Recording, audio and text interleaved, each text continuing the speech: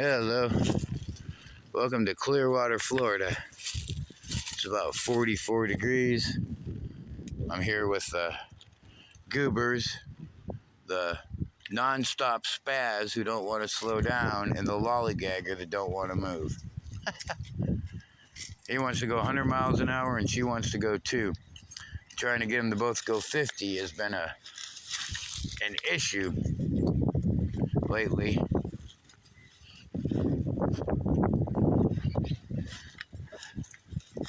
But we're working on it every day.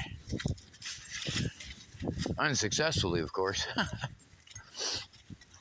But yeah, it's hard with the age difference. She's 2.5 years old and he's 11 months old. So definitely a ongoing